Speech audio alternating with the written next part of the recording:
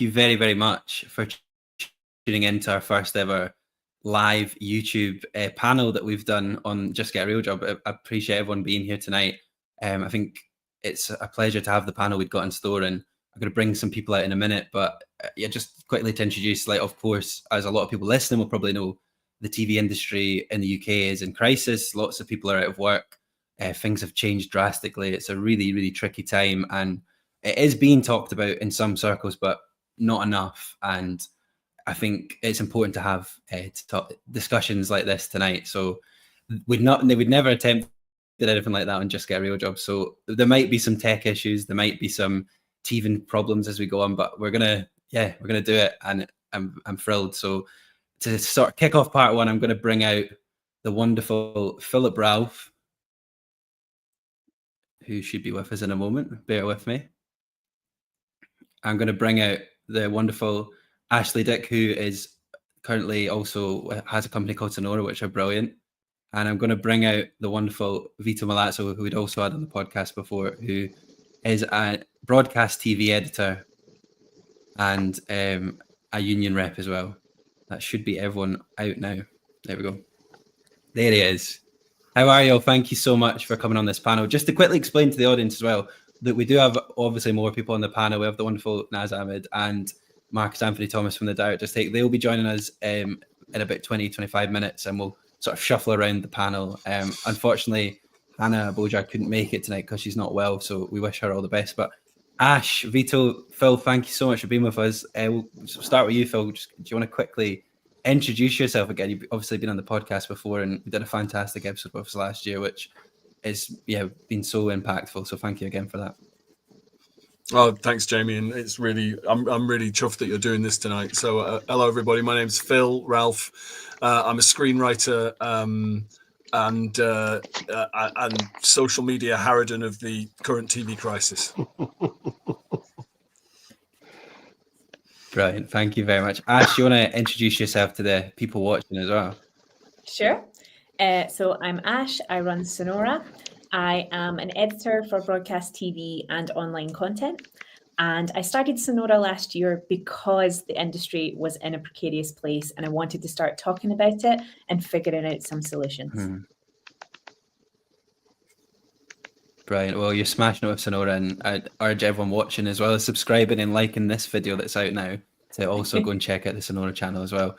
And lastly, Vito, do you want to quickly introduce yourself, and we'll get into the topics that we're going to cover tonight?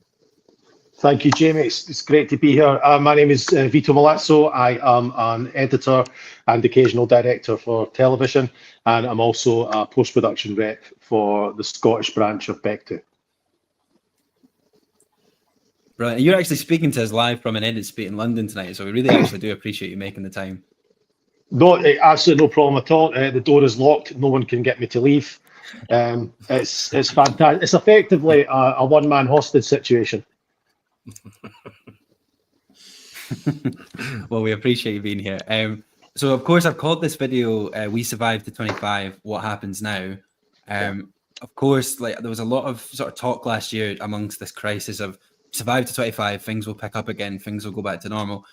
As we covered in our episode, Vito, and in our episode, Phil, on the podcast last year, it's not really going to change anything in 2025. It's February 2025 as we speak. Things are still in quite bad place. I've just got some statistics to share. That's from the latest Beck2 survey that I was able to get hold of. In TV drama, 51% of people are still at work.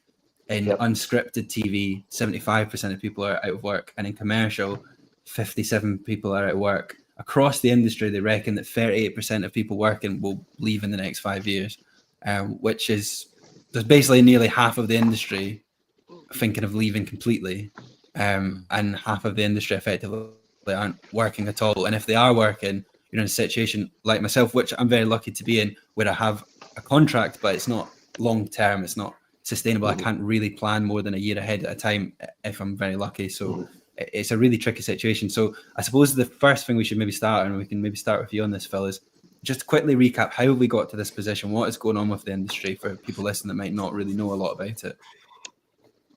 Okay, I was hoping you weren't going to come to me first there, Jamie. Thank you for that.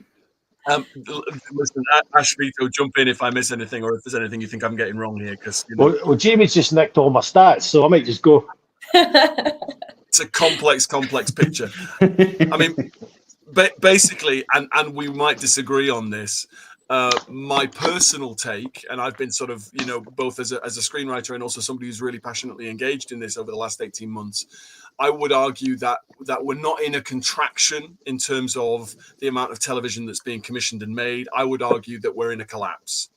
And that actually the model under which we all came into the industry and we all assumed that the industry was going to function is no longer working.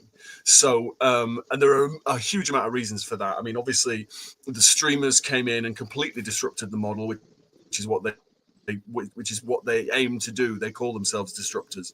So they came in and disrupted the model, bringing with them high-end TV values and budgets that our public service broadcasters couldn't match even before there was a funding crisis. But then when the funding crisis hit, both in terms of the BBC and its license fee being frozen and also being put under enormous pressure by the Conservatives, and then the public service broadcasters were hit by an enormous advertising slowdown. So the amount of money that's going into making television has collapsed. At the same time as the expectations from the audience that the production values, I can only speak to scripted, I can't speak to anything else, that the production values have gone through the roof. So you've got, you know, an enormous pressure to produce really high-end telly on really low budgets, and far less money available to make it. And so what that's meant in the really short, in the last 18 months has been, you know, the stats that you described, that the amount of people who are actually making television has plummeted. And where that's left people is, you know, a huge amount of people are leaving the industry. The talent drain is off the charts at this point. And those people who are making it are under much, much more stress, much, much more pressure to deliver high-end TV values in no time for much less money. So the pressure and the stress is huge, and the amount of TV that's being made, it has fallen through the floor. And the freelance workforce has been decimated by this. So it's a really, really dark picture. And as I say, I would argue it's a collapse, not a contraction, but the others might feel differently on that. Thank you very much, Phil, for sort of starting off. I know it's a huge subject as well, so it's really hard to summarize it in like 2 minutes. But Ash, you did a brilliant video for your Sonora channel on this last year as well. But does that line up with your sort of thoughts on this? Do you have anything you want to add to that, Phil's point there? Yeah, absolutely. I think that there's a lot of circumstances over the last few years that have fed into this, such as streamers obviously coming along over the last 10, 15 years, things like COVID hitting, which ground everything to a halt. And then we had that massive boom right out the back of it where we could make things again. That unfortunately, it opened up a lot of opportunities for people to come in, but not to stay, because immediately after that, everything started going down again. There had been too much commissioned. They couldn't physically put it out fast enough. And then also, I just think that structurally, the way that the industry has worked for a really, really long time has finally come to a point where it is not sustainable anymore. And maybe it never was, but we were operating on that same structure for a really long time, and it felt like everybody knew how to keep it going. And now we just fundamentally don't. And it is partly because we have such a heavy reliance on public funding. And now we are hyper aware of where all of that goes. And even just the kind of bigger model of how that's spent across the UK and across industries is being completely broken apart at the moment. And there just doesn't seem to be a way that they can sustain what needs to be output and who works in the industry with what we have in place at the moment.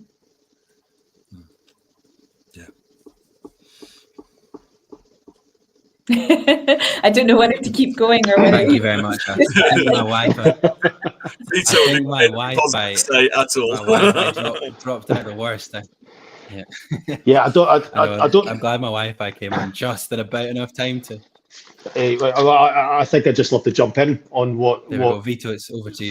Thank you very much. I was halfway through talking anyway, Jamie. So I think that everything that Ash and Phil are saying there, I can sort of reflect in terms of the unscripted sort of departments of what we're seeing now. If you're not sure what unscripted is, that's basically, it's not just documentary, it's reality, it's your daytime TV, etc. Basically anything, as it says, that isn't scripted, that isn't narrative. What we saw last year was some signs of recovery. So I think at the start of 2024, we were seeing about 68% of freelancers were reporting back saying, look, they're out of work. By the summer, that had like dropped to around 50%. There are some signs of commissioners just getting a bit braver, but right now, at the moment that we're in just now, that's middle of February in 2025. I can't say, the union can't say if this is just the commissioners just trying to consolidate with their usual catalogues of shows, which they've now ran out of already made shows from the COVID boom, and now they need to make more stuff, and they're just trying the same old things, or if we're actually going to start seeing a return to maybe around 2015-16, which was kind of seen as like a normal period. Phil, you might know this anyway. Like people used to say, okay, January, February are the slow months in TV, and then we take over from there. This is the year where we see the litmus test after having a completely shocking 2023, and then a very slow recovery in 2024. Now we see if we're past that recovery, or as you say, Phil, if we're going in a collapse kind of period. Right now, what we're seeing is we're seeing companies going bust. I think, Ash, when I was on your show, we were talking about RTS, the post-production company, had gone bust. Axis Animation had gone bust. That's just in a Scottish sense. But we're also looking at like other companies who are, you'd think would be too big to fail, but they're actually merging. So, for instance, Fullwell 73, who full disclosure I used to work for about 10, 12 years ago, but they're like a completely massive company that you wouldn't think would need to merge, but they've now merged with LeBron James's sport brand over in the US. So are we going to see this? Is this how companies are going to stay afloat, is by huge mergers? And then obviously if mergers do happen, I don't mean to be disrespectful, but the people at the top look after themselves, and the freelancers kind of get short shrift. And as we're all saying here, the freelancers are the ones that make the jobs. They make the shows. They'll make doctors. They'll make Married at First Sight or whatever. The whole industry is a freelance kind of industry, and that's what a lot of people are feeling anger about. What we hear from the union is people feeling demoralised that they have been left behind. And that's another thing that's come out of this. I know we're all talking about statistics, but we also need to talk about like the complete collapse in morale that's happened, especially around us creative types who put our whole identity into what we make, what we create. It's something that's taken a huge hit, and people are leaving the industry. There's some good people I know that have left, and I think we joked about it, Ash, but it's completely true. They've left and they're happy. Because they've now realised what a weird sort of contract they had with TV in the first place, an almost Stockholm syndrome type effect. I was about to say Helsinki syndrome, but that's of course that's a Die Hard quote. So there they are. So there, Jamie, I've got my Die Hard reference in, and I've said something serious. Can I jump in on what you said there, Vito? Sorry to interrupt, Jamie, but I just wanted to pick up on what you were saying there about freelancers, because there was this really terrific piece of comment in broadcast a few weeks ago by Dr. Richard Wallace from Bournemouth University Centre for Excellence in Media Practice, talking about the treatment of freelancers in the industry. And, one of the things that he picked up on, and I'll give you the link, Jamie, if you want to end up putting it in the show notes of the podcast, that there's the industry just has not invested in freelancers. It's just assumed they are this kind of expendable workforce that they can hire and fire and not invest in, not take care of. And certainly as I experienced, when Doctors was axed, I'd been on the show 19 years. It was a 5-minute Zoom call, and then I was out of work, with nothing, and the assumption is, well, you're freelance, so that's just the way it's been. And I know anecdotally, there've been cuts made recently on Coronation Street in Emmerdale, and the people on those shows had exactly the same experience: a 5-minute Zoom call, then goodbye. So I think, that sense of anger and that sense of, the freelancers have simply been treated as an expendable resource by the industry. And when things contract, oh, well, that's tough, but it's just the name of the game. And I think, that needs to change. An investment in freelancers and care of freelancers, who are the bedrock of the industry, needs to change. Sorry, Jamie, I didn't mean to leap in with a And a No, bit of not at all. agitprop there, but you know. To people listening as well, yeah. There's a slight delay sometimes because we are hosting quite a lot of people tonight from all across the UK as well. So if there is ever any tech issues, please bear with us, and thank you to all the guests for doing the same. Thank you everyone for those really excellently put points as well. I think something I was hoping we would have Hannah tonight on this panel, unfortunately couldn't make it, but we did a whole episode last year about someone who, in her position, who's a BAFTA winning producer who's left the industry and is happier as a result, because as much as we love this and we attach our identities to this, like it's mental, like at times. And I think you made a very good point there, Vito, that the morale just is low. My next question for all three of you was actually going to be about, this has been talked about a little bit. I've noticed more articles, but why do you not think this is maybe bigger news than it is? Because if we actually look at those stats, that's almost like half an industry not working. Like if this was a different industry, you'd think it would be all over the news, because like that's like 50, like these numbers are crazy. Like there's like almost half of our colleagues, including a lot of people on this panel that are out of work or are struggling to find work. It's mental. So we can start with you this time, Ash, but like, what do you think there's a reason it's maybe not been talked about, or it's a good question. Do you think it's been talked about enough from your experience? I think I have seen a few articles, but yeah, there's not a big awareness about it. I think partially there's not a lot of public sympathy for people who work in creative industries. It's seen as the type of career journey that is a privilege to have, and not that you are getting down, doing a graft, really working hard, which is insane, because if you did see what people were doing, if you saw the hours that they were pulling and the manic nature of running a production, you would absolutely understand that people are really putting themselves through a lot. Most people in the film and TV industry also aren't making a lot of money. They're making a very modest income in line with most other professions out there. And I think that's a perception that we really, really need to tackle. So if you don't have the public feeling sort of like outraged on your behalf or sympathetic towards you, then there is no story.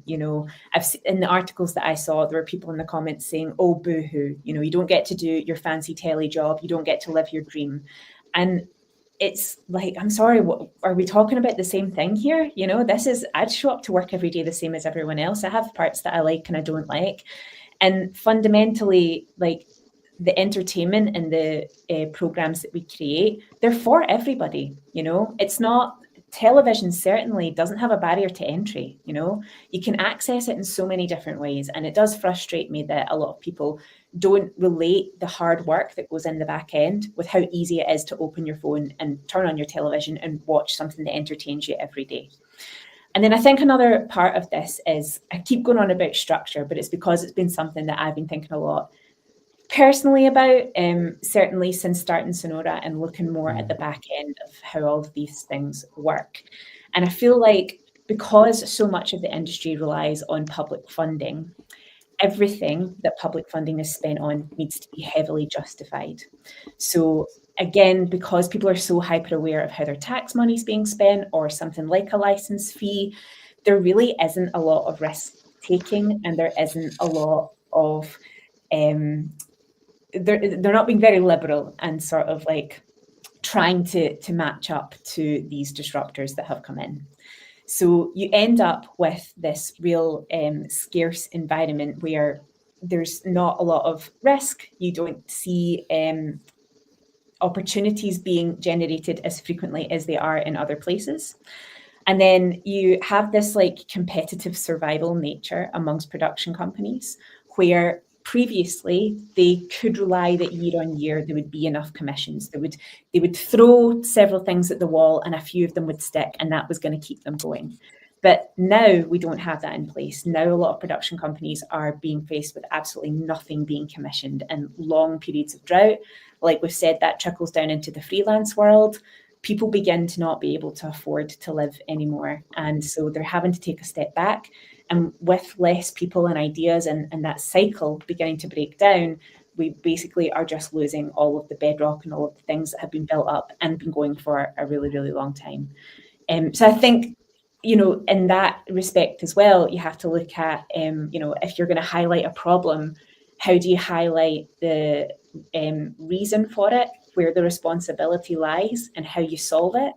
when basically it's a huge structural problem, and it's going to take a lot of nuance to discuss, and it involves getting the public to actually understand a really complicated system that they inherently right now don't have a lot of sympathy for.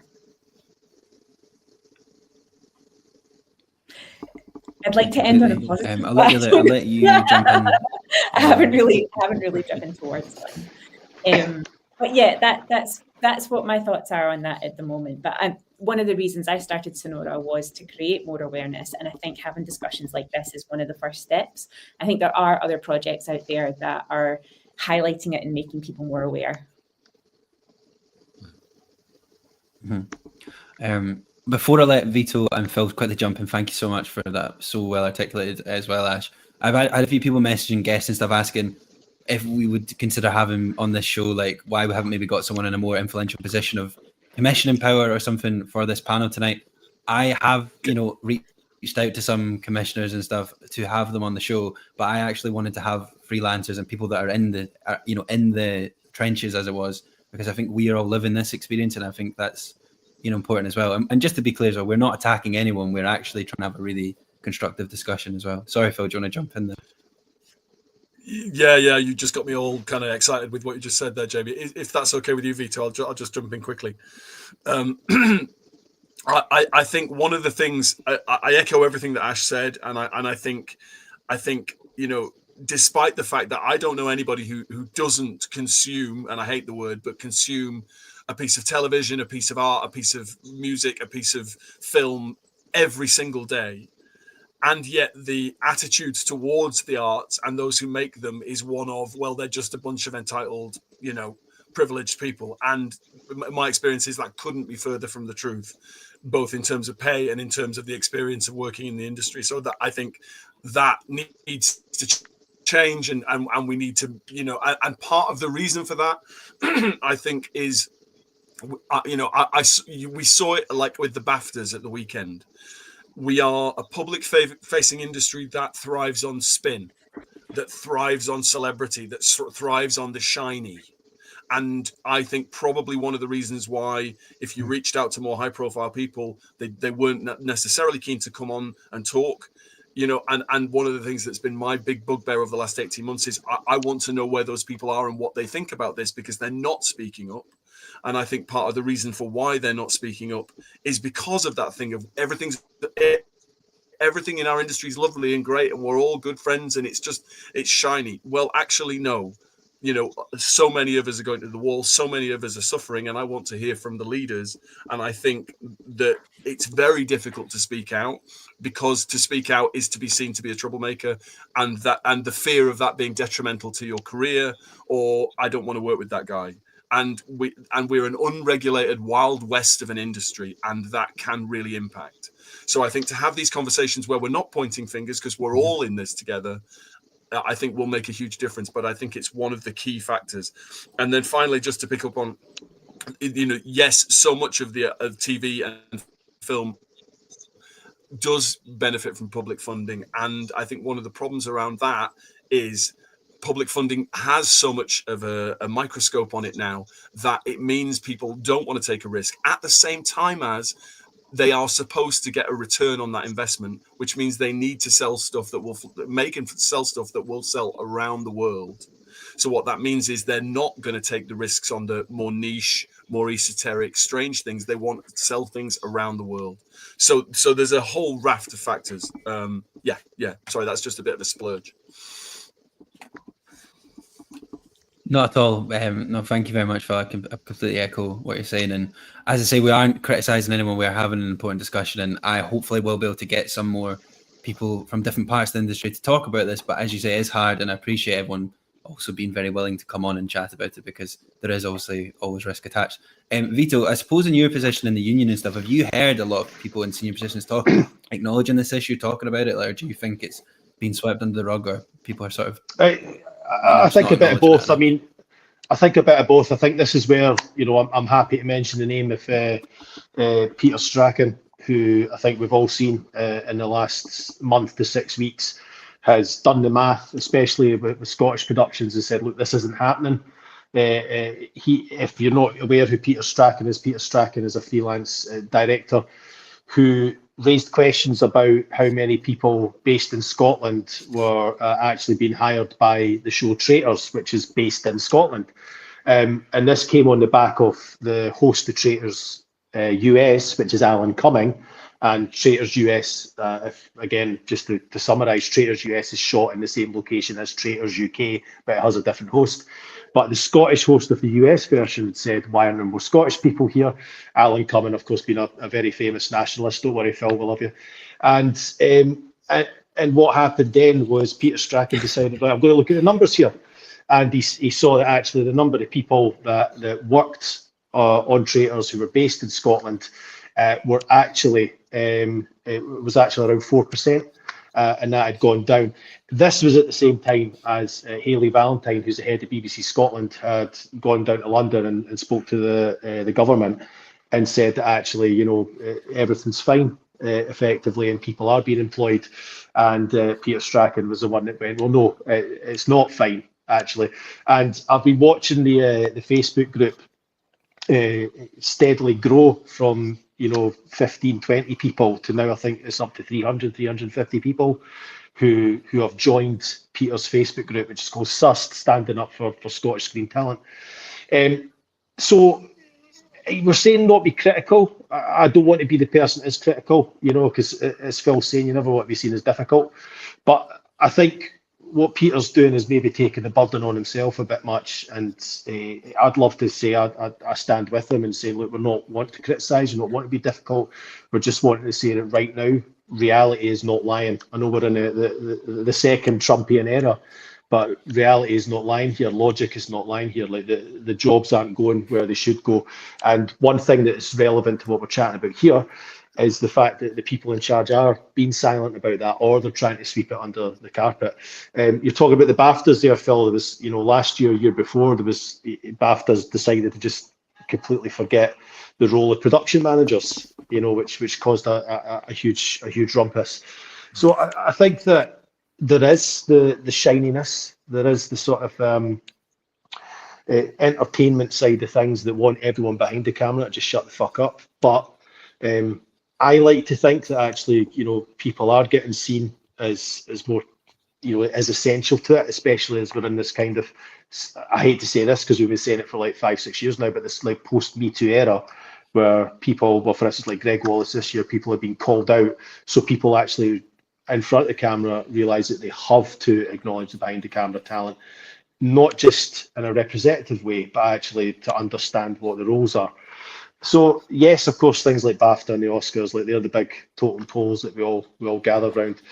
But right now, in terms of where the industry's at, I don't want people to leave. I want people to know that they're valued, and I think we all need to stand behind guys like Peter Strachan that are just making sure that people know that the people that make shows are just as important as the people that host them or that act in films. But also, sorry to sort of go off on mad tangents. Another thing I'd love to chat about, this is more related to your neck of the woods, Phil.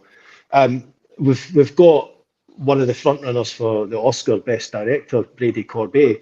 He's saying actually he's not had a job in months.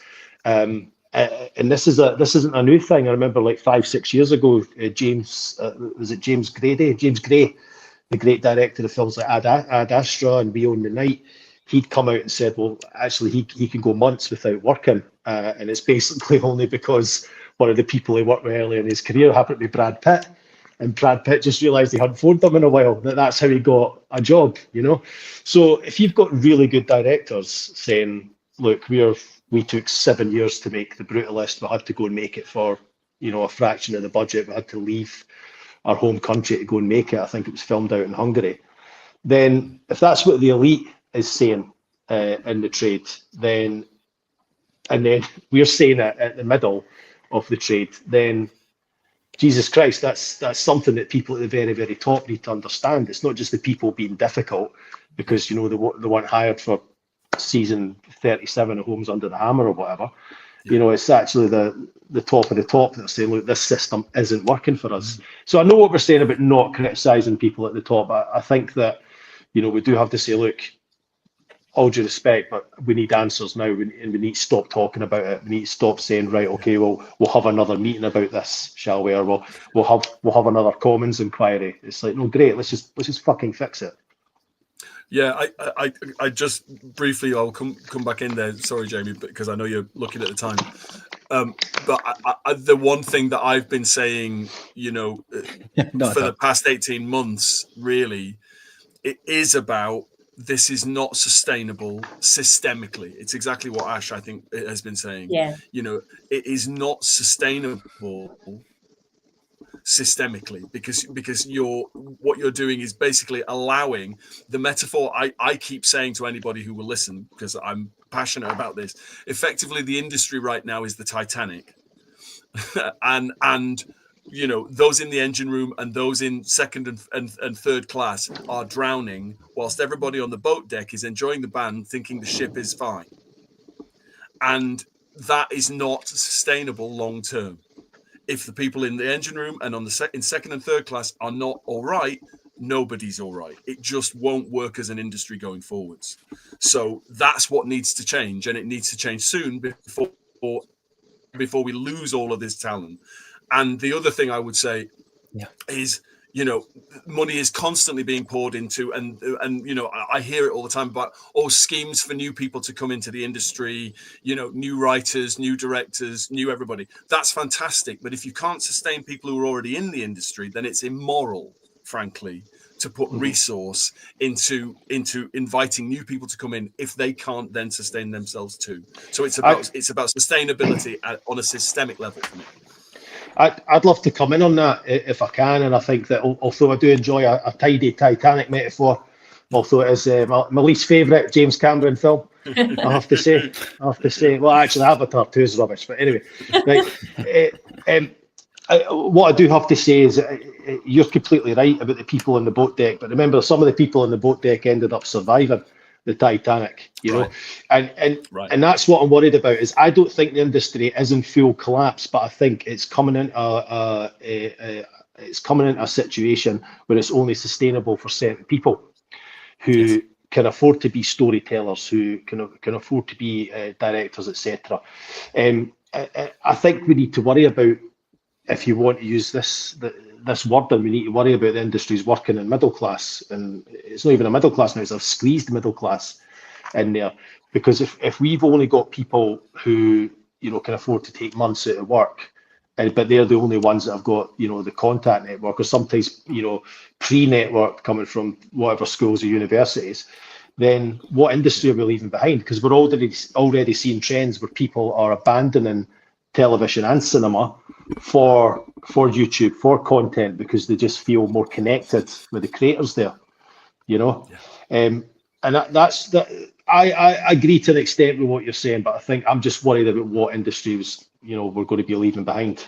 And it's not a new thing. I remember when I first started, so we're going back to 2011-12, like my first two runners who were bringing me my tea and toast. One was like the niece of the head of a major channel. Another one was the daughter of like a famous rock star turned director, and they were my runners because they were the only people that could afford to come into London and work that way. And now I'll sit in meetings with people who are 5-10 years younger than me, who don't have an absolute clue, but they're getting jobs because they've hit the numbers on social media, or a family member or someone else knows an exec and said, well, try this person, let's go with that. So I'm worried about what is there going to be an industry left, and if there is an industry left, is anyone going to want to watch it? Is anyone going to feel connected or represented by that industry? So I don't think I don't think it's in full collapse. I don't think it's going to hit the bottom of the Atlantic floor, to say that way. But I do think we need to be wary about what our art form's going to look like in 5-10 years time. Yeah. To jump in as well, I agree with all of that, and taking a couple of steps back to when we were talking about bringing people into the industry, but there's nowhere for them to stay. For me recently, I've begun to see that there is so much focus on education and getting people to learn the skills and, encourage people to join the industry. And there's just not enough in place to actually keep people there and create a sustainable way forward. What tends to happen is you get young people coming in, and to a degree, I'm not going to name any names, but like there's an exploitation going on where like people are expected to work for, I have been offered jobs under minimum wage, and I'm not even that young or green, but there's this expectation that you'll do it because you'll be grateful just to have work.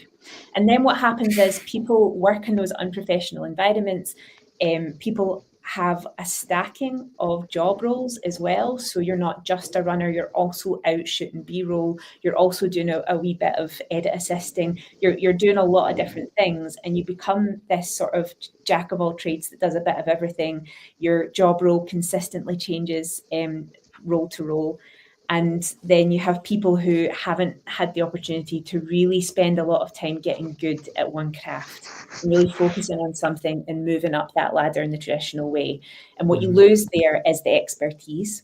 And, one of the reasons why things in Scotland, the discussion around that at the moment is that there's a lack of faith and talent here. And how can you argue when shows are underpaying people? They're spreading them across a lot of different departments and skills. They're not allowing them to spend a long time in a job getting really, really good at it. And there is so much good talent in Scotland. That's the thing. And people would be more than willing to spend years becoming an expert in that area. But because of this system, because of how broken it is at the moment, we are just basically going through a cycle of setting everybody up to fail. And I really, really strongly feel that as great as it is to encourage young people and new people to the industry to go for it and to follow their passion, there needs to be less focus on that and more focus on who's here and how do we make that strong and stable and sustainable for the future. That sounded super conservative there, and I apologize. Strong and stable? Wow. Put the foundations in. Not at all. Wow. Not at all. Listen, I'm gonna bring Naz and Marcus in a moment. But thank you very much for this first part, everyone. And it's so hard in the time we have to cover everything, and I really appreciate all your points. I think you're all fantastic. Vito, you're gonna need to shoot off before the end of this, aren't you? So we might not see you again. But do you want to quickly say one more thing before you go? Do you want to quickly say goodbye and summarize or make any points I've not asked you quickly? Yeah, I do. I do want to say, if you are thinking about coming in the industry, I need to think. I want you to think about what Phil said there. I want you to think about what Ash has said as well about. You were calling it. I can't remember what you were calling it, Ash. Actually, earlier, it's called mission creep. Is when someone says, "Right, can you do this job? And by the way, here's the other 3 jobs we want to give you because we can't be bothered paying 4 people." I need you to think about what you want. Very early on, like if you want to go into television and film, do you want to go into narrative? In which case, Phil will give his address at the end of the show. But I'm joking. But if you want to go into narrative, then think about that. Think about that early and think about it. Well, think about it now. If you can, if you want to go into unscripted, just know that you will be spinning so many plates. You will be juggling them, and it's not the usual entry level that you had before, where you just work on the odd job and meet people that way. I think right now the best way to get into the trade would be to go into something like the BBC and go into like their web departments and work up that way. The old system of just getting a job, well, in London anyway, the old system of just getting a job at a post house and working your way up, I don't think is viable now. Especially if you're, effectively working a lower middle class, because you can't afford to live in London. You think very wisely about what you want, and if you are thinking, well, what's the point of staying in a media course or going into the media at all? People will need the skills to tell stories, and I think that is what will make people stand out in the future, is how they can effectively tell stories and how they can engage their audience who feel that they are represented by that person.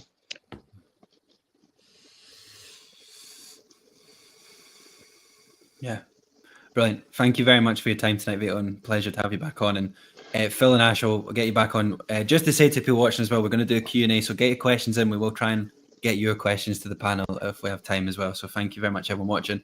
And yeah, thank you for your time, guys. We're going to do a wee switcheroo, so bear with me for a moment. My computer is very slow. Thanks for having us. Pleasure. So we're going to bring out Ash has appeared again. My computer loves to go back and forth. There we go. Brilliant. We're going to bring out the wonderful Naz Ahmed and Marcus Anthony Thomas from the Director's Take now. And I want to kind of speak to them specifically about what it's actually like being a freelancer right now and working in this industry. So Naz, Marcus, how are you both? Thank you very much for patiently waiting there. I really appreciate it. That's right. Do you have No anything worries. quickly before you sort of introduce yourself you want to add to any of the discussion we'd had, or what do you guys have a take on any of this stuff? Oh, you're muted, Naz. Start with you, Naz. Yeah, I put myself on mute. Don't know why. Some people would say that was a good thing. No, I'm just saying so much of it resonated with what I'm currently going through right now, and many, many others too. Am I allowed to swear? Am I allowed to swear? Please, So- yes, swear away. It's a little bit shit We've given right them the warning, so. I did. Yeah, it's all a little bit shit right now, for want of a better phrase. But yeah, we'll do proper introductions. I'm remaining optimistic in a sea of craziness. I'm trying to anyway, so that's where I'm at. Yeah. Good. Yeah, Max, what about same. yourself? Yeah, kind of like, I think everyone made amazing points, and there's not too much to add on my end other than burn it all to the ground and start again. That's kind of which is extreme, but it's not quite that bad. Yeah. But I think I'm sure we'll get into the whole freelance situation and how it is, and I think in doing the work that I do outside of just being a writer director, it's like I hear so many stories about the whole thing, and it's quite it's not great as it stands, especially as like I'm not sure if we'll touch on schemes, because I think you were saying about I think Phil said about schemes earlier, and like as someone who's done all of the greatest schemes you could possibly do as a director and has still not got a directing credit, there's problems on that end as well. Like it's people who are like already in the industry and struggling to get work, but then also there's the struggle with progressing and not having the pathway afterwards. Like it's all a bit wild. It's the Wild West. It's very complicated. Yeah, completely. So just to sort of introduce you both to everyone watching then. So Naz, you sort of worked similar to kind of me, I suppose, and you would have started as a script editor and sort of done the editorial side of TV, and like you've worked on lots of shows and things. But I appreciate you coming on to talk about this, but you haven't worked like full time in this industry for nearly a year, have you? And you're a very experienced person. You've got brilliant credits on your CV. I know, right? Go and tell them what's wrong with them. Give me a job. No, but joking aside, so just the nutshell version. I started out in BBC radio drama as a producer director. I worked my way up to that position. Then, unfortunately, the show got axed, and then it took me a little while to get my foot in the door for telly. And I'm going to talk about this a bit more later on, if I may. But there was a little bit of snobbery around the radio experience, because it's all the same skill set, in my opinion. You know how to do story, script, character, dramatic structure. Everything's the same. But then they look at your CV and it's like, oh, but it's radio. It's like the poor relation. So that took a little while, but fortunately, I got a job on Doctors. Very, very happy. 8 years on Doctors. I worked there I did a bit of researching, assistant script editor, story editor, story producer. My God, the show was good to me. But the point is, I put the work in, I put the hours in, the passion was there, the commitment was there. Brilliant. And so then I did a little bit of EastEnders. I did Coronation Street twice. I did Hollyoaks. I did a development producer role for Lime. And then I've just produced 6 episodes of Waterloo Road. So yes, why is she not working? So that's a big question for me. But I have to say, I'm quite new to the freelancing game. I mean, I was very fortunate in that I joined the BBC back in the day where, you know, I had lucrative long-term fixed-term contracts. Eventually I had a staff job on Doctors, and so I didn't really know what freelancing looked like until I left Line Pictures properly. And then yeah, forgive me for, I don't know, call it arrogance, call it optimism, call it whatever you like.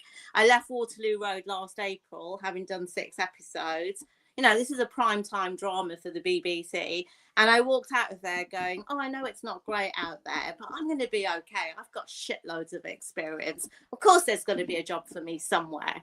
And no, the sad reality is I've had the meetings, I've had the interviews, I've had good experiences, bad experiences, everything in between, and I have not landed that job yet. It's like 10 months for me now. So lots of head scratching going on at the moment in terms of where do you go, what do you do? Soap and continuing drama roles didn't seem to be open to me anymore, even though I interviewed for them last year. Script editing jobs, I keep getting told I'm too qualified for. I'm not going to apologise for that. Story producing jobs, yeah, they're out there occasionally. Often these jobs don't get advertised. So the point I'm making is editorial jobs are very thin on the ground. Yeah. There's a lot of, you know, I feel like, just to do another analogy, which is probably not as good as the Titanic one, but I'll have a go.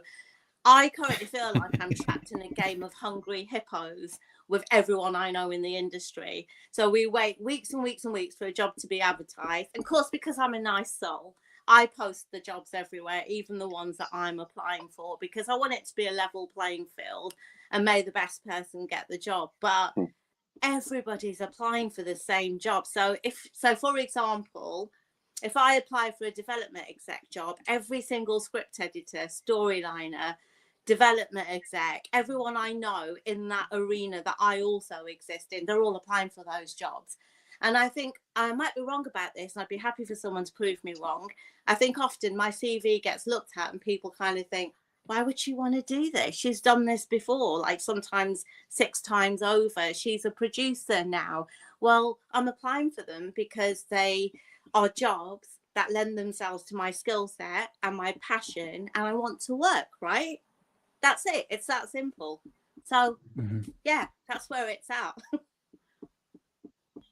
Someone tell me. I don't know. It's the I really appreciate you. Yeah.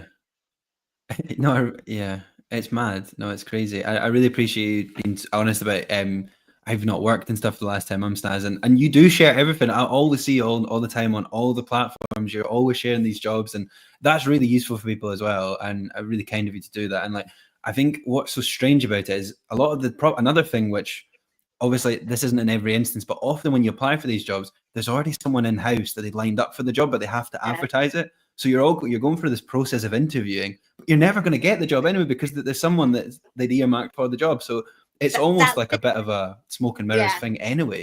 I'm not going to name any companies or shows, but that's happened to me multiple times actually in the last 10 months. And I'm not saying it's personal to me.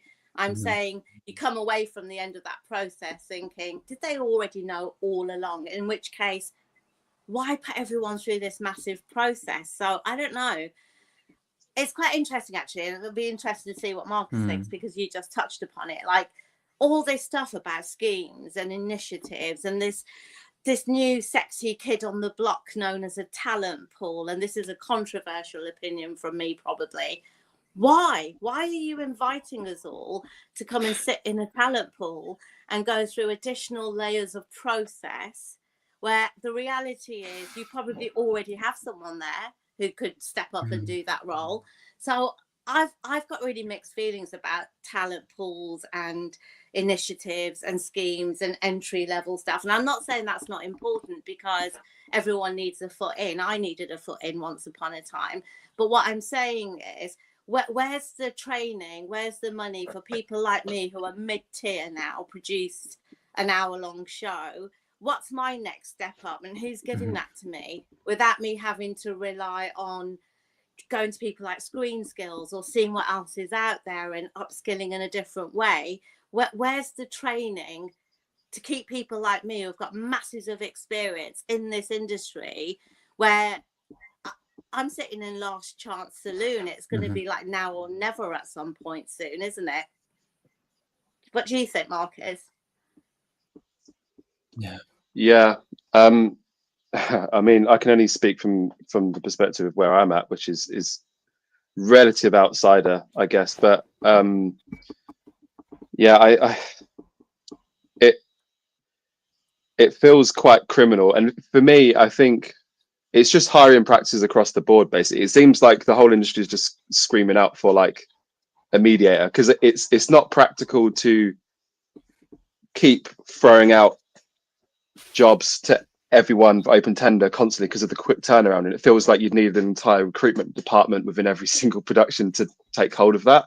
But if that's not possible, then there needs to be something else created in order to kind of like, similar to LinkedIn but for film, and just kind of have an ability to be like, these are the people who can do the job, and then there's a vetting thing. Do you know what I mean? Where like you've got accreditation stuff, and then it's a bit more of an easier, fairer, I guess, like, not fair ground, but it's like it's a level playing field, I guess, for everyone. Sorry. I think there's, the hiring practices are just stinky, but it goes back to just the industry that's been built. It's been built by, I think in Hollywood they say it's a family business, and here it's like it's lots of nepotism as well as being a family business, and it's inflated and it's grown massively beyond the capabilities of that. And it feels like everything's just been like trying to keep up with the growth rather than actually taking a step back and be like, cool, how do we fix the actual infrastructure, the whole thing? It just hasn't happened, and probably won't happen until there's a collapse, which we're at the beginning of or in the middle of, I don't know, but it feels like it's either way, we're on a horizon of it. And so unfortunately that's probably the sort of thing which needs to happen, and there'd be a missed amount of masses and masses of money for people to actually be like, well, how did we miss out on all of this opportunity? Because they're not doing it for the people. It'll be because of people's pockets being affected will actually cause a change. Yeah. I love LinkedIn. It's I think one of the reasons, for any interruptions, but I think there's slight delays, so if we're all talking over each other, I apologize. I was just going to cool. say, I think we maybe come back to the same point. That's funny. Yes, please. Yeah, so I love LinkedIn because several times, just to add a bit of humour to proceedings, several times I've applied for a job, but never heard anything, never had it acknowledged that I even applied for that job. And then weeks or a couple of months later, I find out who got the job because they posted it on LinkedIn. That's how bad recruitment is now, is all I'm saying. And we've got to get better with that.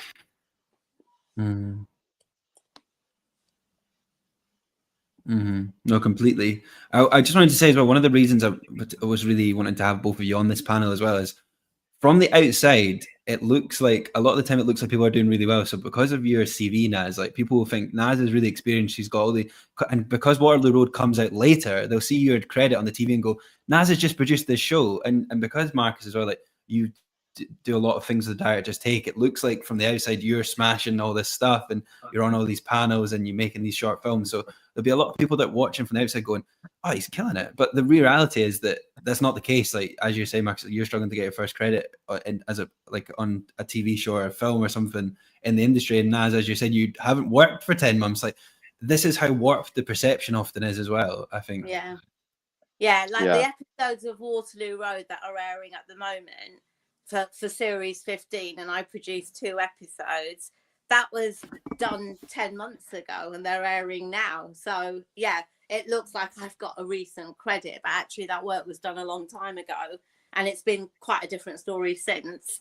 I will say though, because I don't want to just sound like negative Nelly Naz over here, I have been very lucky in that it's been a game of 2 halves really. So one of the big eye-openers for me was, having been on this circuit for like 25 years plus, you kind of feel like you've got loads of industry friends.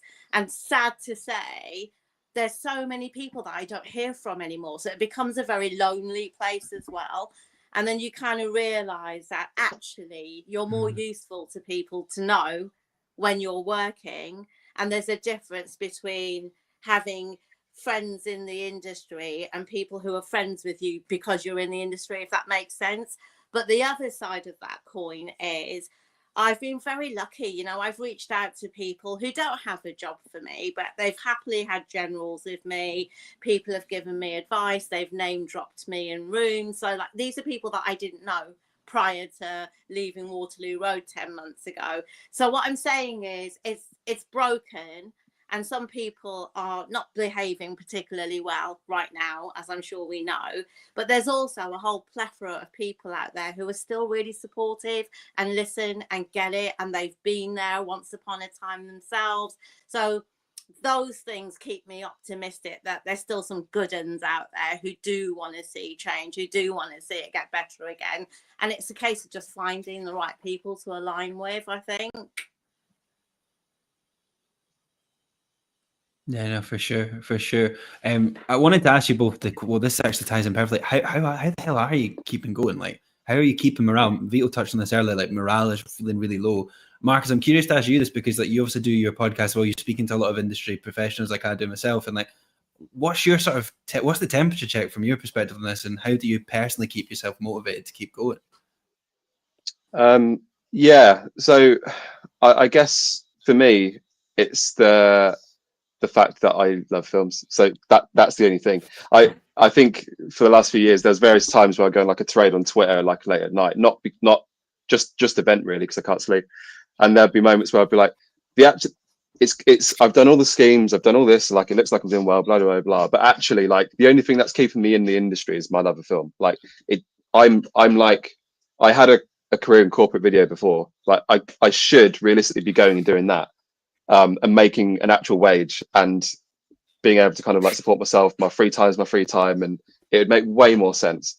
But then I'd be full time, I wouldn't be able to do anything else, and that would be, I wouldn't have the availability to do the podcast. I wouldn't have the availability to, like, if a job come in, to kind of like prep for it.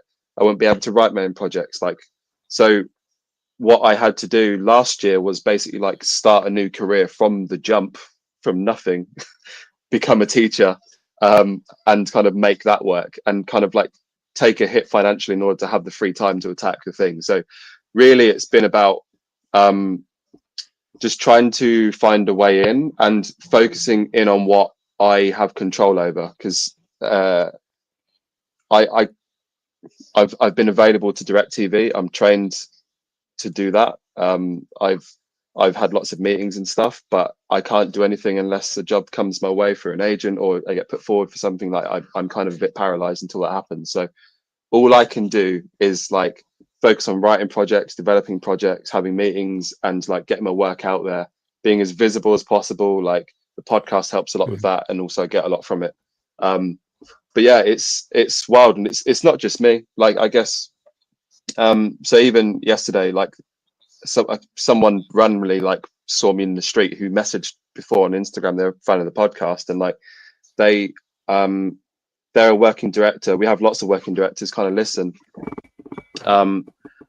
and they've done a feature through the BFI, and they have directed some TV, and yeah, like they can't get a job. Like they're at that point, and they've kind of, technically they're not a risk because they've done it successfully, and yeah, they've had a kid, well, 2 kids I think actually. They got hit by COVID, and like when I think their feature film kind of released around COVID, so they didn't get like all of the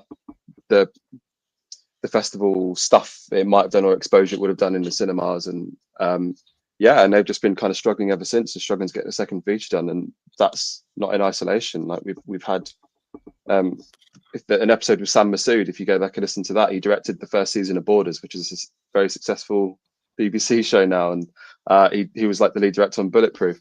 But when we spoke to him, it was like scary, because he was saying like, I'm walking past Greg's and I don't want to go in and get a pasty because I don't think I can spend the money on that, because I need, that's food I need to put in my daughter's mouth instead. And that was like a scary reality of someone you see is probably doing really well, but you're like, this is what it is. Yeah, so it's pretty scary as a landscape. And for me, I guess all I can do is focus in on what I've got control over and have blind faith that it's all going to come off. Like, yeah, that's how I keep going, I guess. Like, just try to block it out and focus in on what I can do, and know that everything else is going to catch up and move and come to me as it's supposed to. And that's that really. Oh, Yeah, thank you very much for being honest about that, Marcus. Oh, thank you. So what was that, Naz? I said the story about Greg's just made me really sad. Yeah, it's wild. Yeah. It's wild. Yeah, Sam Bleak. Masood. Yeah, check it out. It was a really, really eye-opening episode and chat for that. Yeah, and just to flag as well. Yeah, go and check out the Director's Take podcast. Anyone that's watching live that hasn't as well, it's a brilliant resource as well, and some brilliant episodes on that. Naz, I mean, we're talking about this stuff as well. You're obviously in this position. You're not worked for 10 months. Like, how the hell are you managing to keep yourself going? You mentioned earlier, like, there'll be a point where you go, I have to give up or try something new. Like, how are you doing it? I've had wobbles, Jamie. I've had real moments after like bad meetings and interviews and things where I've gone, do you know what? Fuck this for a game of soldiers. I just can't do this anymore. It's exhausting. But like Marcus, I love it too much. I watch everything. I've gone into interviews and meetings with people for development jobs, and I'm watching all the shows that are out there, and they've not seen 90% of them. And I'm going, hang on, you're interviewing me for a development job. You're not watching anything. I don't understand. But so, yeah, I've been trying other things. Like it's been a bit experimental. I went through this. I have to tell you this. It's a crazy story. So I'm not going to mention the company. It's not TV, but it's very closely related to us. I went through 13 interviews across 2 roles. One of them was in person, all very relevant to my experience and skill set. Didn't get either of those jobs. And the 13th interview was me getting on a train, going to London, spending quite a lot of money for literally what was like a 15-minute chat, at the end of which I instinctively knew I hadn't got the job. And I was just like, this is madness. So then I was like, okay, you've got to look at other things. So I started applying for like PA roles because I'm a really good PA and I have office management, administration skill set. No, I think they found my CV quite laughable. It was like, we don't even understand your CV. What is all this jargon? So that didn't happen. So then just before Christmas, I thought, right, there's a big gap at the top of my CV now since my last role. I've got to fill it with something. So I just started signing up. I did a bit of BFI training, which was really good just before Christmas. I periodically do screen skills training courses because I think they're great, they're invaluable. And often when I apply to do a screen skills course, it's not an area that I've worked in extensively, and therefore I'm not going to learn anything new. So I'm kind of like branching out a little bit like that. Just recently, I took on 2 development projects with writers and story people that I haven't worked with before, but they kind of reached out to me and I thought, you know what, there's something here that sparks my interest. So I'm currently developing a couple of projects for free, which I shouldn't be doing, but I'm doing it because of my love for everything drama related. And then, yeah, it's just a case of get up every day, find that fire in your belly from somewhere. Like you said, the thing, it's going to sound so twee. I like sharing stuff because it makes me feel like I'm not alone and we're all on this journey together. And there are plenty of people out there who will benefit from seeing one of my posts on LinkedIn or Blue Sky or X or wherever. And often people send me messages saying, oh my God, I didn't know they were looking for a script editor. I probably would never have known if you hadn't have posted it on your feed. So you kind of go, okay, I'm giving a little bit back here as well. And these are the things that I do because Definitely.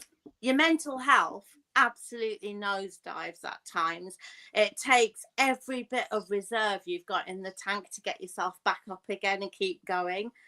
But there is that part of me that can't leave it. I refuse to believe that the last job I ever did in telly was producing 6 episodes of Waterloo Road, never to be seen again. I absolutely refuse to believe that's going to happen to me.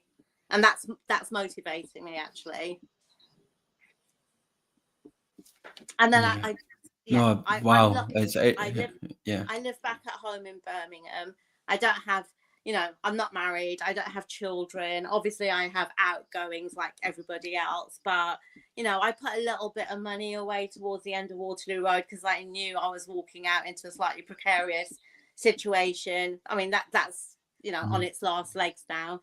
I'll be the person standing outside Greg's wondering if I can afford that pastry or whatever, you know, in not too long a time away actually. So yeah, that's where it's at. I'm still going though. I'm still applying for stuff that I see, but you know, it's all a bit thin on the ground, isn't it? I hear about jobs through other people and those jobs are not advertised, and if I'm lucky I hear about them and I get to apply for them.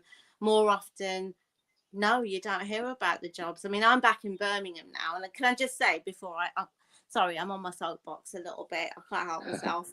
I'm back in Birmingham Not at now. all. That's why we're all here, Naz. That's why we're all here. Yeah, Continue. The thing I'm really fascinated by at the moment is this whole regional thing and this London-centric thing. It's slightly blowing my mind. I'm in Birmingham. I've done a lot of my best career years here, and I've got, you know, some great accolades from working here over the years. I haven't worked in the Midlands for 4 years. I never get seen for an editorial job for any show that's filming in the Midlands. I actually don't know about those jobs because they're not advertised. There's all this noise about the Midlands and how it's the next best thing and we're all going to get back to work and it's going to be a brilliant pipeline and stuff. Great. I love reading about it. Where are the jobs? That's my big question. Where are the jobs that I can apply for? That, yeah. You know, it's that really. Sorry, I'm off my soapbox now. Yeah, no, it's the same in Scotland as well. I know, not at all. Yeah. I think we're all like, this is the space for it. Marcus, just on that, because you live in London, don't you, at the moment? Like, how do you, like, because I know there is a London-centric problem in the industry, but at the same time, I'm aware that a lot of our listeners in London, there'll be people that are still struggling and not working as well. But do you find that's helped you get more opportunities, or do you still think it's a similar issue? Because I don't want to just bash London. There is a factor there, obviously, but. Yeah. No, I mean, I'm originally from Northamptonshire, and like, so I moved down here to be around it, and this is where all my work has ever been. Like, I'm in Watford, so it's technically it's on the outskirts, but it is London technically, I guess, Great London. But yeah, again, it was for a job to be close to the studios when I was on House of the Dragon. So it's all for that same thing. Like, I think as an adult, I've always been in and around London. It just is what it is, and I'll only move somewhere else unless, like, if there's an opportunity or I'm established as a director and I come in and out as needed and go wherever. But yeah, it kind of, I don't think it's the only way. I think it's just when you're kind of up north, it's less concentrated and it's easier to kind of get stuck and isolated if you're not actively traveling to get to stuff. Like Oz, the other part of the director's take, who was on the Warner Brothers scheme with me, he's from Manchester, and he's constantly having to, like, he's always at like events and stuff and trying to stay engaged and meeting people, because that's the only way really. So yeah, it is a bit necessary to be here for me, and yeah, I mean, if it's one of those, like, if my parents live closer as well, I would live at home with them. Like, if they lived within a commutable distance of London, I'd probably still be at home as well. But yeah, it kind of just feels like it is what it is. There's change happening. It feels like there is, but it's still going to take so much time for it to kind of be more viable to kind of be anywhere else, I think. Yeah. So it feels like from what I hear, one more also, question for you both before we. Sorry, Mark. Sorry. No, I was just going to say, because it feels like keep even going, like there's a delay, just keep going. It's all good. Yeah, from what I'm hearing from like Oz and stuff, like up north, there's lots of productions that shoot up north and they still use London talent. And then they look around and be like, "Where's all the northern talent?" It's like. It's like they're about that the opportunities are scarce. I'm not an expert by any means, but I think what often happens is, like, for me and the Midlands, the production companies and the indies who are shooting here are based in London, and they often have either in-house, you know, editorial people or people they've worked with before who are often also London-based. So what tends to happen is, you know, the crew, the production crew and the below the lines talent gets utilized here when there's filming going on, not completely, but better than editorial. And I think editorially it all just happens somewhere else, and you never see the jobs advertised. So I think it's a game of two halves, really. I it's quite funny actually, and I'm not going to name the show, but I mean, you know, I got a phone call a few months ago, not a phone call, sorry, a message on LinkedIn, and it was for a show filming in the Midlands, from someone who was wondering if I'd come on board as a cultural advisor on a couple of scripts. And I kind of just went, so what? Like, cultural advisor on a couple of scripts? I don't want to do that. I could have done it, quite probably, but it just didn't make me feel comfortable. That's the only reach out I've had in the Midlands, given what we know my CV looks like. And, you know, some people might think I'm slightly mad for turning it down because it was a little bit of money, but I kind of felt like I didn't want to do it on principle, because that's not right. You can't reach out to me as a cultural advisor, right? It's all a bit weird. So anyway, there you go. Yeah, it's really tricky. I just want to quickly touch on something you said, Naz, about in editorial, because obviously I'm a scripted and I kind of know that side of the industry, and it is very niche. A big issue is, especially in Scotland, from my experiences, productions come up, but it's already been developed in London or within that company, so there's not any jobs for those people in editorial on that show, or that, because they're already there. Often they're the in-house people as well, so they have longer or permanent jobs, so it's really hard to get into that side of the industry. I think for me, what I'm learning is you either have to start there as an assistant and work your way up and stay there, or you just get really, really lucky when one of the rare jobs comes up and you get the job. That's it's a whole thing. I just have one more question for you both. Before sorry, Naz, there's the delay, but keep going if you hear me. Just keep going.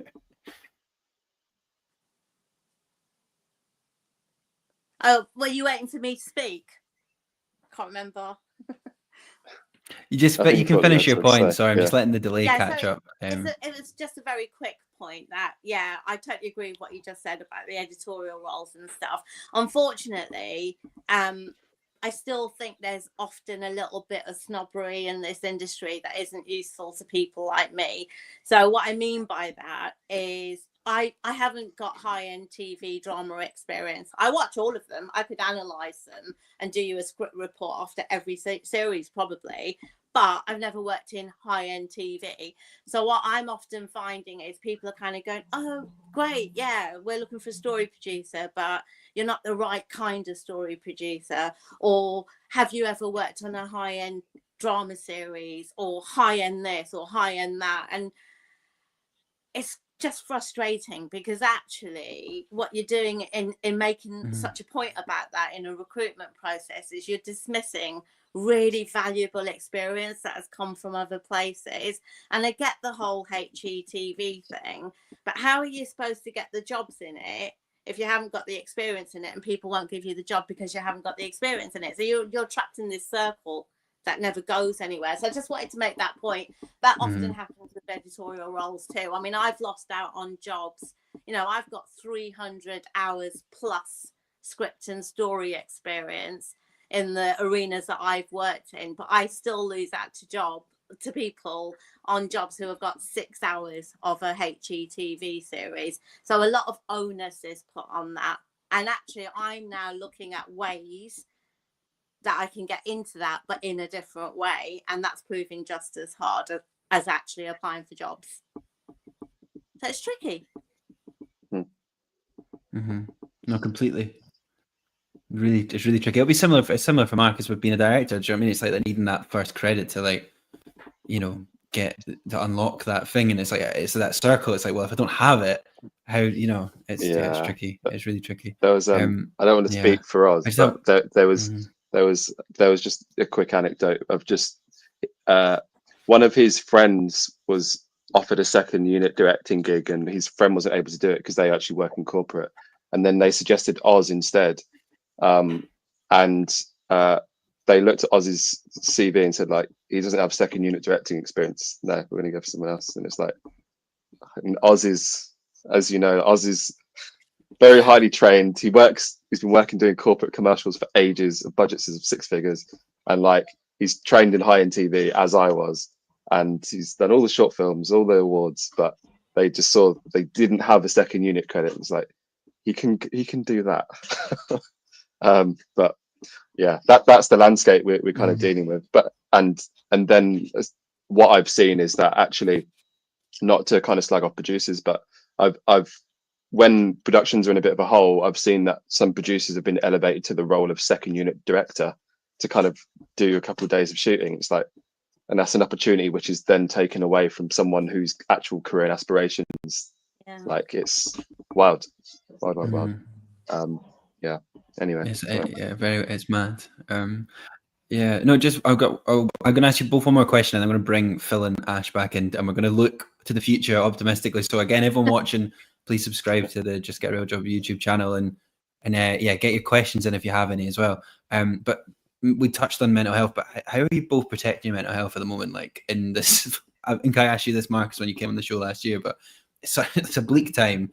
It's hard to feel optimistic hosting this tonight because we were talking about quite sad things, and you know, the reality is stark. But how are you both protecting your mental health? Start with you, Naz. Like, how have you been so resilient this last 10 months? Like, have you learned anything, or have you got any tips you'd share?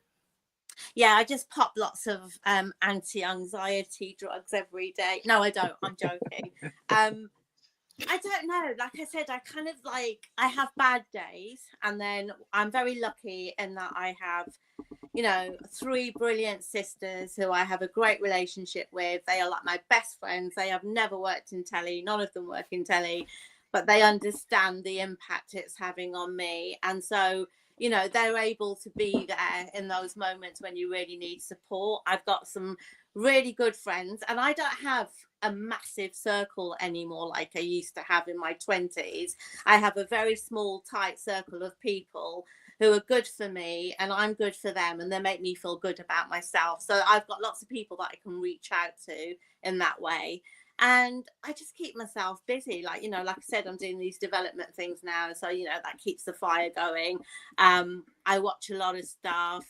The one thing I have noticed just recently is I've become a bit reclusive. Like, I quite like being at home.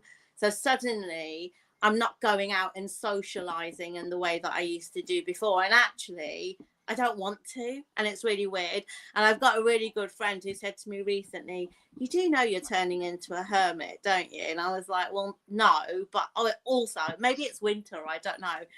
So I'm not going out as much. The one thing I'm not doing anymore, because I don't find them useful for me, other people might find them useful, is going to all those networking events and those things where you like talk to people and everyone's a bit superficial, and you don't come away from that feeling like, I made a really strong connection tonight, and now I'm going to get a job in a couple of weeks. I don't go to those anymore because I don't want to right now. And I think mental health plays a part in that, because you often meet people who are working and they're telling you about all these great things they're doing and what they're working on and who they're connected to and stuff. And I'm sitting here feeling a little bit lonely in the industry, a little bit invisible. I'm feeling a bit irrelevant sometimes because I can't get anywhere with it. And I don't want to go to those things because they don't make me feel better. But everyone's got their own way of doing things, haven't they? It's just not for me right now. One day I'll be there doing all those panels and speaking at events and all those things I'm known for again. But right now I just don't want to do them. Yeah. The thing I miss the most is buying my fake fur coats, because they're like my signature and I'm really known for them. So when I rock up on a set somewhere, Naz is here because she's got her animal print coat on. I haven't bought a new coat for 2 years. Just saying. Well, that's going to be a nice day for you when you. Isn't it just? That's going to be a celebration. I'm going to walk on set, Marcus, and you're directing, and you're going to go, "Oh yeah, that's Naz in the fur coat." I'm here for it. Right I'll buy you one. Yeah. Fingers crossed. Fingers crossed. I think we'll bring Phil and Ash into this question as well, because I think it's an important one. Mark, do you want to start answering? I'm going to bring Phil and Ash back in, and we'll ask them this question as well, and then we'll talk about optimistic things. But if you want to start to answer this, Mark, thank you very much for that, Naz. I appreciate your honesty. Yeah, so I guess from my end, like, I mean, as much as I like moaning, like, I am actually genuinely quite optimistic. Like, I created a podcast. I needed a place to vent, and it felt like a place to kind of do it constructively, because that was where the genesis of it came from. Was like, me and Oz were like staying in touch after having spent every day together for like a year and a half, and we're just like moaning on the phone. I was like, we just need.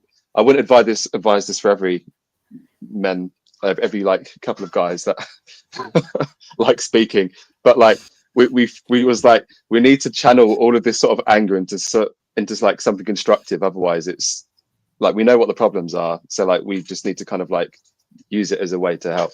And I guess just like it's what I said. I just focus in on what I'm in control over. Like, as much as I kind of do that and have done that in the past, it's kind of arrived me to where I'm at. And what I kind of keep faith in is that when I look back at the journey so far, everything has lined up in order to kind of give me exactly what I need as I've needed it.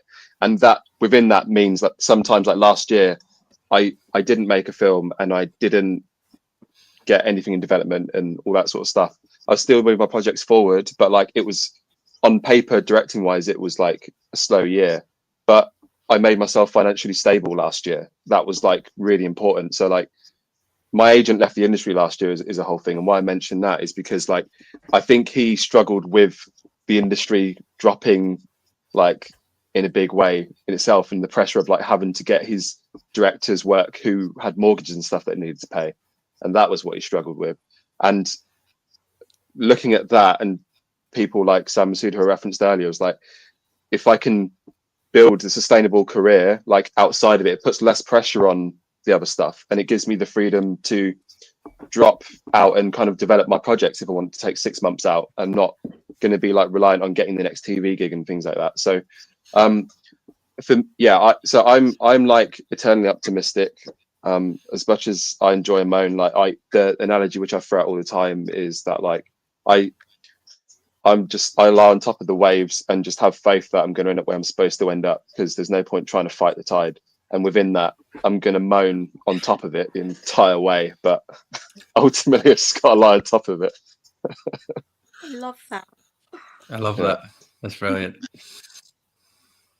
Yeah, thank you very much, Marcus. Ash, do you want to answer that question as well? And then we'll ask Phil and we'll move on to optimistic futures and all that. Fingers crossed. Yeah, absolutely. Well, just as you guys were talking, like, so many things came flooding to me that I'm always telling people to do or to bear in mind in order to keep a bit of a positive attitude and look ahead to the future. Similarly, I also moved from being freelance to having a stable income last year, and that was moving from broadcast television into doing online content. And I was really lucky that I found a job that was looking for an editor and matched the skills and the requirements that I could offer. But at the time, I did think to myself, you know, I'm moving really far away from what I want to be doing. I remember going to the RTS Awards last year and then feeling like I'm not going to be back here for a couple of years because I haven't worked on anything that is going to bring me back to this space that I get to shout about and I get to feel good about having worked on. And it's not that I don't feel good about the job that I'm doing, but I just really had to reframe in my mind like what my priorities were in life, and just the peace and the comfort that having something more stable has brought me is so, so valuable. And doesn't matter that there isn't going to be a big hurrah, an award attached to that. There will still be room for that in the future. And as long as there is something there that you're happy to show up to and that will keep yourself going, then do not give yourself a hard time about it at all. But I found that having creative projects over the last year was a real big motivator. So if anyone has had to step away from the screen industry and look for work elsewhere, I would recommend, if there's a way that you can still build on a creative passion, even if it's not making media. Not everybody has to go on YouTube, but even if you have just some sort of creative outlet at home, It's going to allow you to keep your skills going, just have something that's yours, that you can feel proud of, that you can work towards, and that you can channel all of the excitement and energy that you usually had for that path in your career into something else.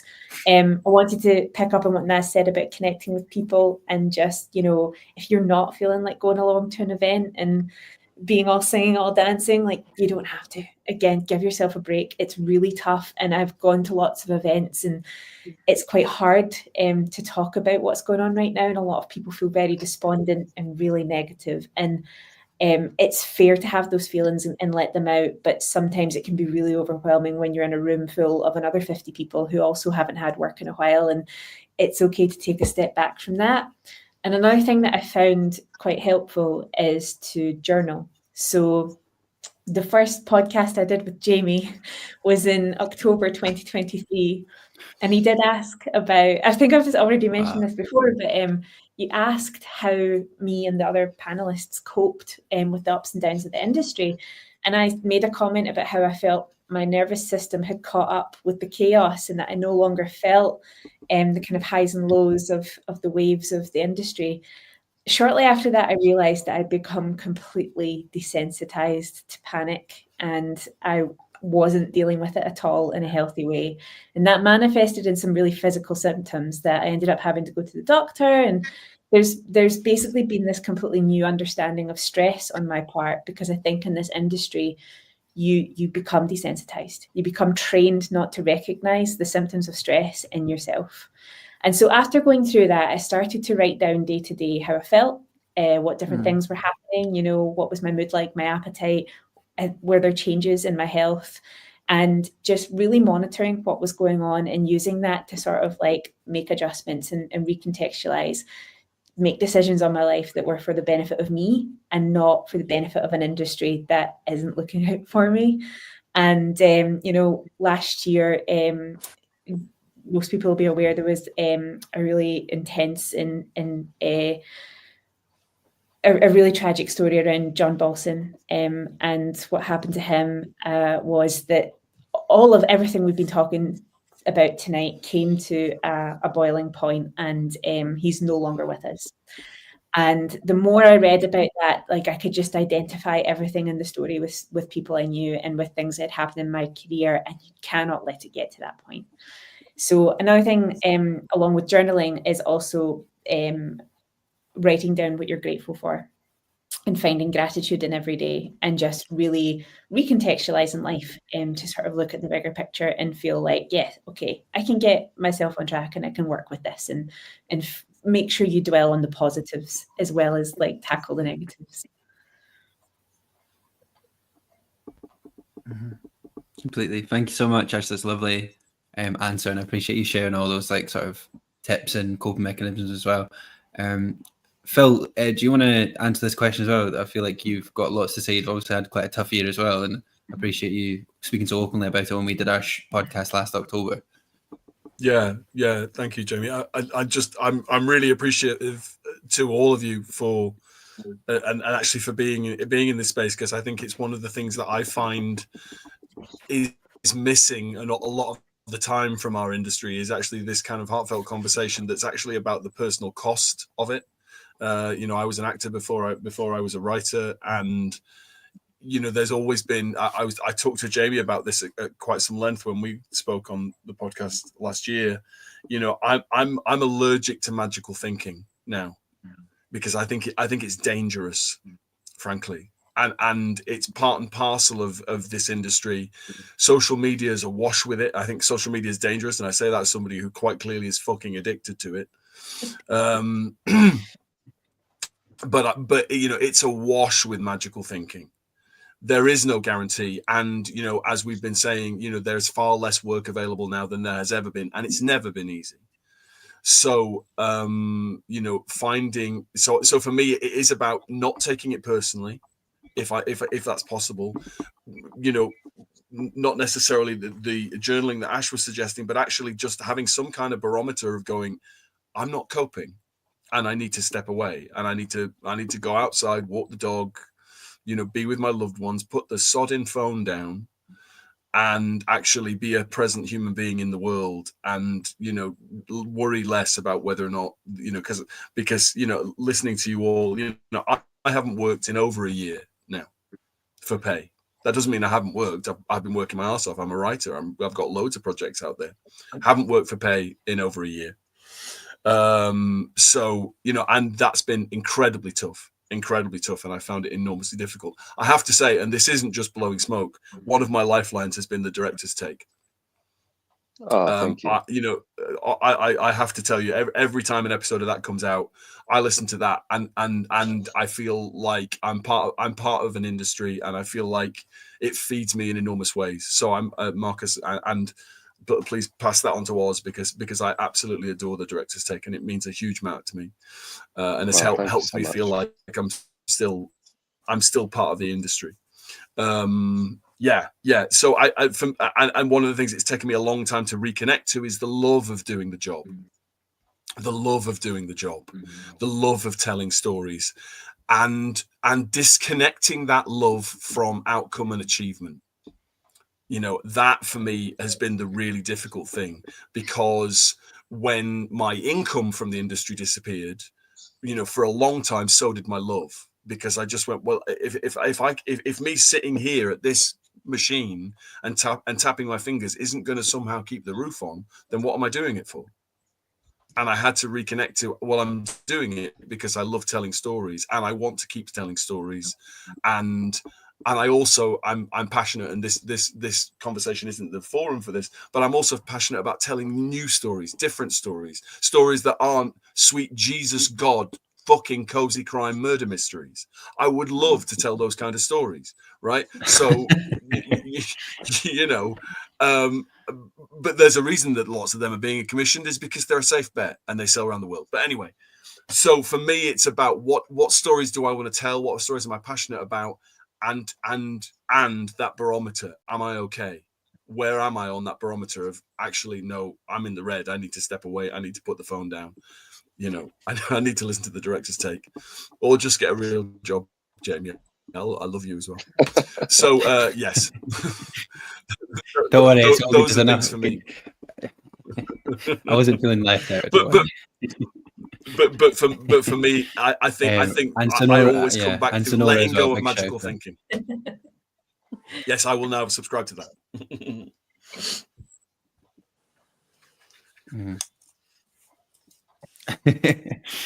No, thank you all of you for being so honest about those experiences. I think, again, as you just touched on, Phil, it's important, and often because of all the noise and everything else we're talking about tonight, there isn't that space in this industry to often have these conversations, because a lot of the time it's all work and everything else. So I do think it's really important. Just to close out this, because I know you're speaking for an hour and a half, and I appreciate your time so much tonight. I want to ask you all once, go around and sort of just ask what can we do next? What is there any hope to have? Is there any optimism? Phil, I know you did an amazing thread again on Twitter, or X, whatever the fuck it's called these days, about like sort of a potential solution, which I'll ask you about.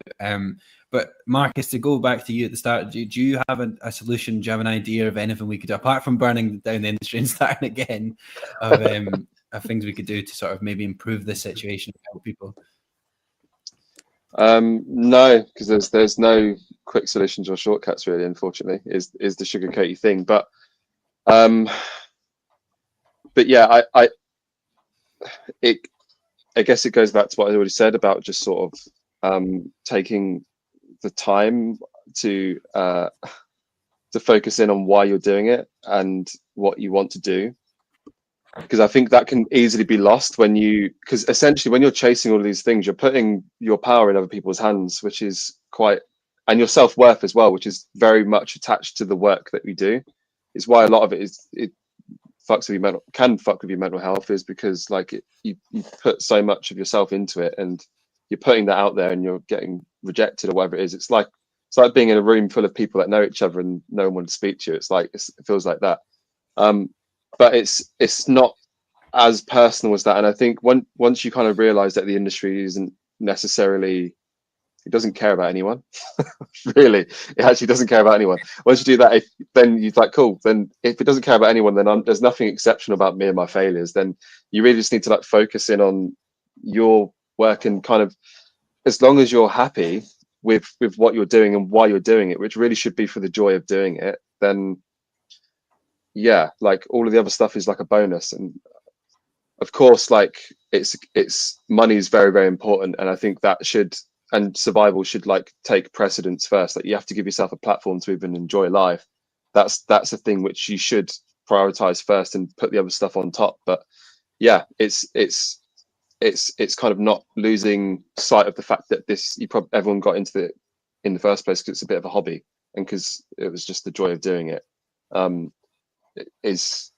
So I'm not sure if that's too romantic for you, Phil.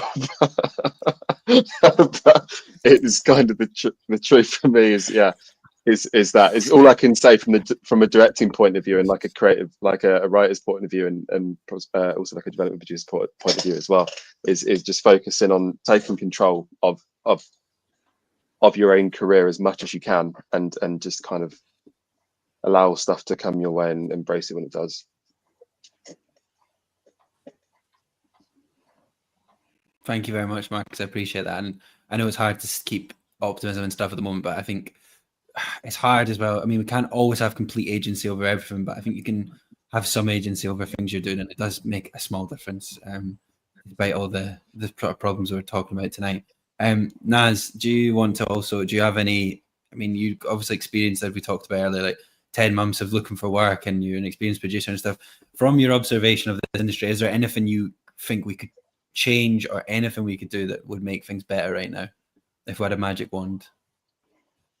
I think it's not to be too simplistic about it. You know, there's lots of conversations about not enough money and therefore we can't make stuff anymore and yada yada yada. We know all of this. I'm with Phil. I think there's a real opportunity here to think a little bit outside of the box. I mean, we did it on Doctors for years.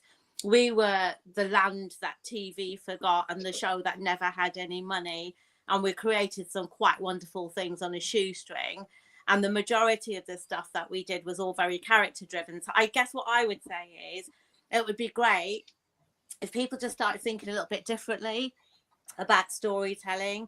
Yes, the stunts are great. Yes, the big set pieces are wonderful. Yes, we're all there watching on the edge of our seats. But, you know, there's a lot to be said for strong, homegrown, wholesome, character-driven drama that's quite contained, doesn't cost the earth to make.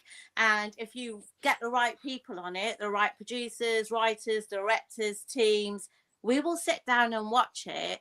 And you will know that we sat down and watched it because we'll tell you, and you can give yourselves a pat on the back because you made that with not an awful lot of money, but we all sat and watched it. So I want people to stop being so risk averse about those things. We like that kind of drama. I watch everything. I don't see much of that anymore. When I see one, I latch onto it because that's what I want to watch. So give us a bit more of that, and also save some money in the process, create some jobs in the process. Right. I watch a lot of Pakistani drama serials. So this is my guilty pleasure right now. You know how you were asking about what's your thing with your mental health and everything? I started watching Pakistani drama serials a couple of years ago. I'm telling you, they make them on very little money, and it shows. But what it makes me realise is there's always a different thing to watch or a different thing to explore, and money isn't everything. Yeah, just give us. I don't watch the soaps anymore because I don't recognise them. I love the soaps. They're an institution in my house. I grew up on them. My lifelong dream was to go and work on Coronation Street. I was lucky enough to do that twice. And this is controversial, but I'm not watching them at the moment because I can't relate to them in the way that I used to before. And I want a bit more of that again. Thank you very much. That would be great. So I'm just saying that as a viewer, as opposed to a freelancer trying to get a job in telly.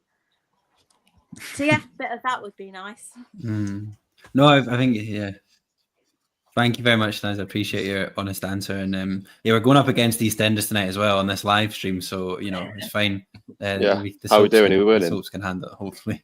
I think we're nailing this. I think not sure about that, but yeah, 100%, 100%. We're doing our best. And just a reminder for people watching live, if you just tuned in, because I've few messages from people saying they're just tuning in now. This is going to go out as an episode as well. So if you'd missed the live, you can wind it back. It will be going out tonight, tomorrow morning as an episode. So you'll be able to listen to the whole discussion. Ash, do you have any solutions? I'm going to ask Phil in a minute about his big idea thing, which might need a bit of time to unpack. But do you have any solutions or ideas of things you would change in this industry? Oh, I'm excited to hear the big idea. Don't big it up, Ash. Don't big it up. You know what? Skip, you know. Yeah, to echo what's been said before, focus on what you can control and roll with it. Try your best to make things happen with what you're given, and I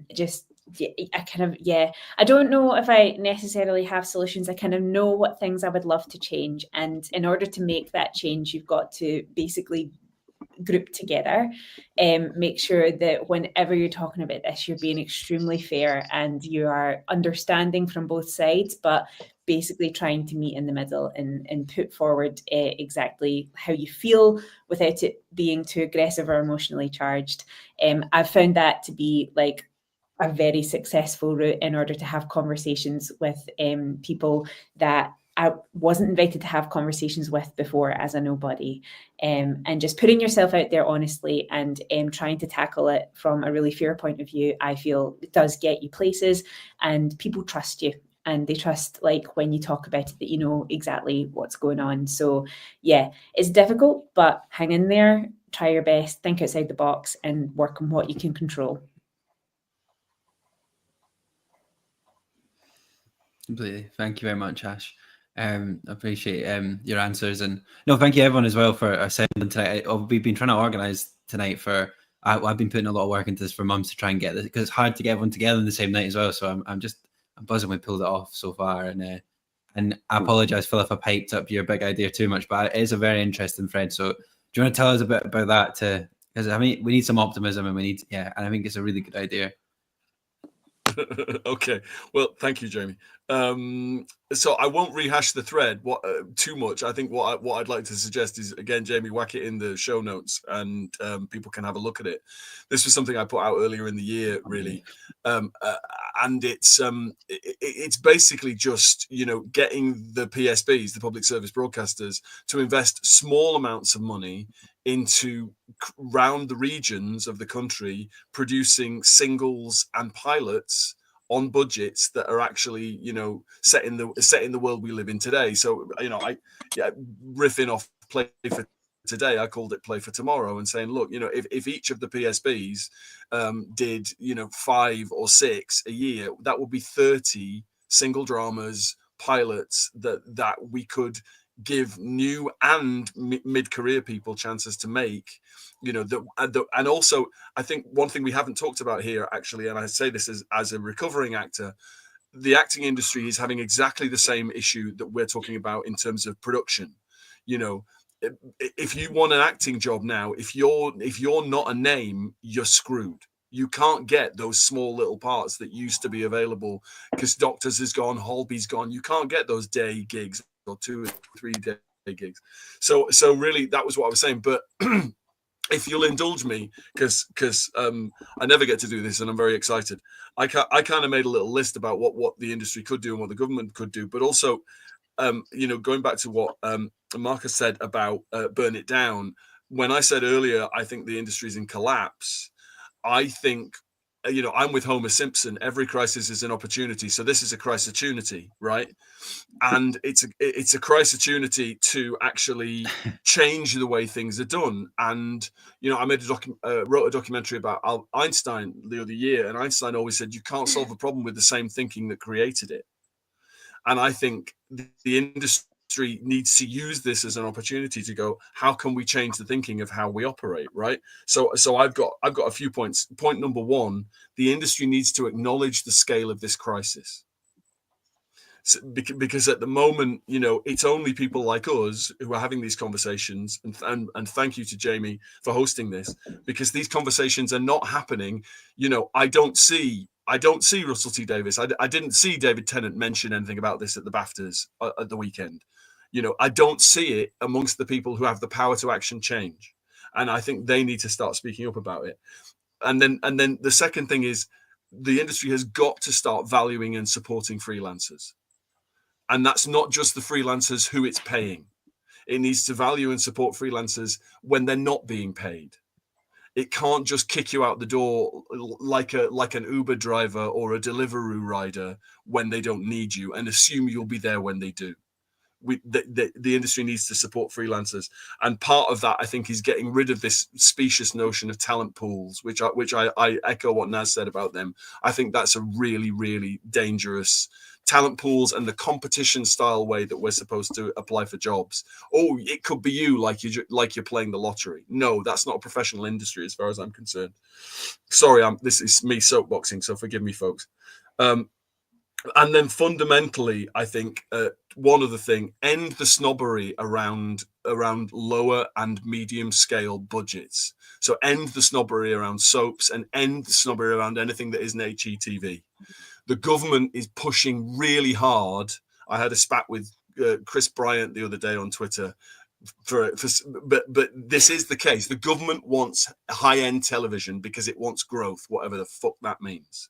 Right, and it assumes high-end television will drive growth, right?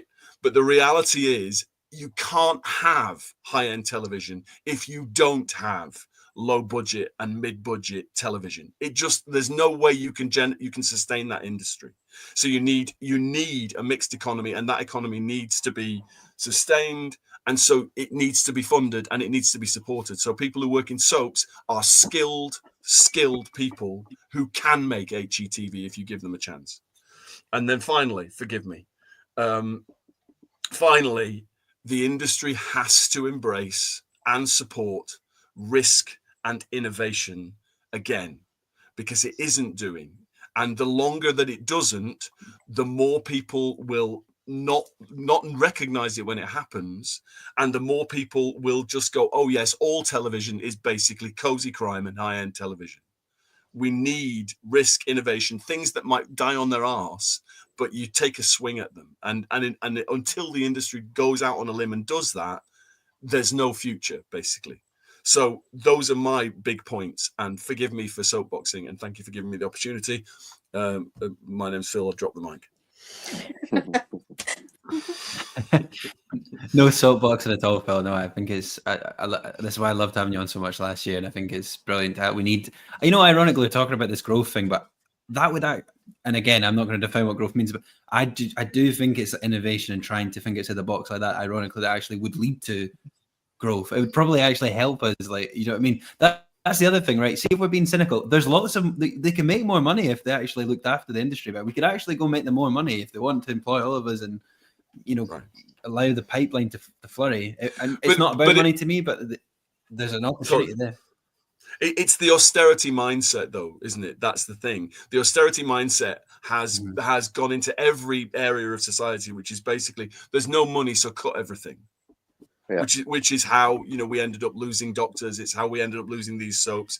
There's no money, so cut everything. What do you get then? You get nothing. If you don't invest, if you don't put money in, you literally don't get you don't get the innovation. There's no ladder for new people coming in, and there's nothing to sustain people who are already trying to make a living. So you've got to invest and you've got to take risks. You just have to. That's the deal. Mm-hmm.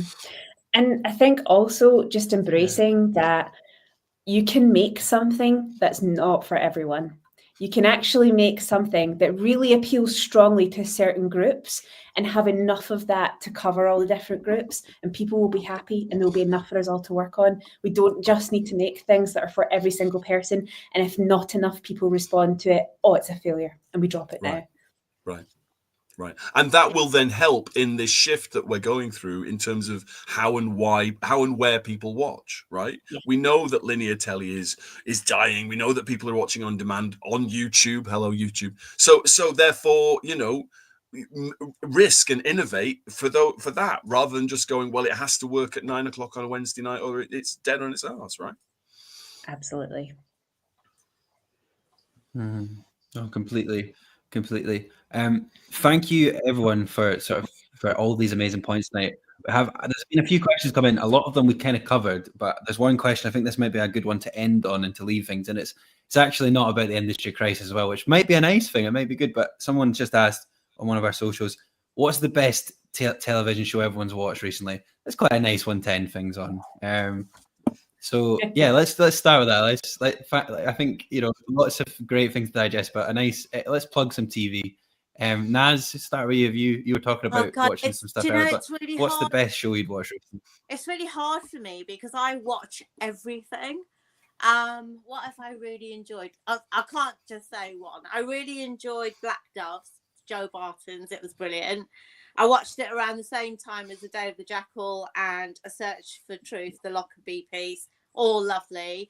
I've just watched Verdi as well, which I quite enjoyed on BBC. Big up Representation. Big up Bradford. Nice. Big up South Asian Talent. Yeah. Yeah, all of those, I think. I could go on forever, and obviously I won't. So those are just a few from me. Brilliant. What about you, Marcus? Have you watched anything good recently to close the show on? Plug our TV. Yeah. So I mean, I know we've had a bad rep, but I mean, I love The Traitors. That was great. But also, in terms of TV, just forget I said that. I should have shut up. But in terms of I guess high-end TV, I watched after years of recommendations have been like, why have you not specifically watched this? Is Severance. I watched the first season, which I thought was just great. And is definitely the sort of thing that I would enjoy making. Yeah, so that's some top TV. Second season's out now, which is fun.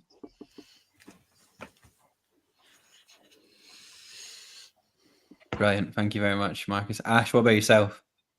I second watching Severance. I think it's a really interesting show, and it is a show that's doing something really different, and it's been allowed to explore that direction. And so Apple TV has got some amazing shows on it, and I feel like it's quite slept on, that almost no one I know has an Apple TV subscription, but their shows are fantastic. And they have another show called Silo, which I strongly recommend. And interestingly, although it's set in America, episode 1, I was like, this was filmed in London. There are so many British actors in it, and there's just like a real Britishness to the production that I was just like, this is amazing. Like, I love it. And then I looked it up, and right enough, it was filmed down in London. So I definitely recommend Silo. And you'll be watching and you're like, oh my God, there's Greg Hemphill. Or, you know, you're like, doing an American accent. This is amazing. And like all these people from Game of Thrones, and you're just like, oh, it's so wonderful to see them in something that's so incredible. So yeah, I recommend Silo. Brilliant.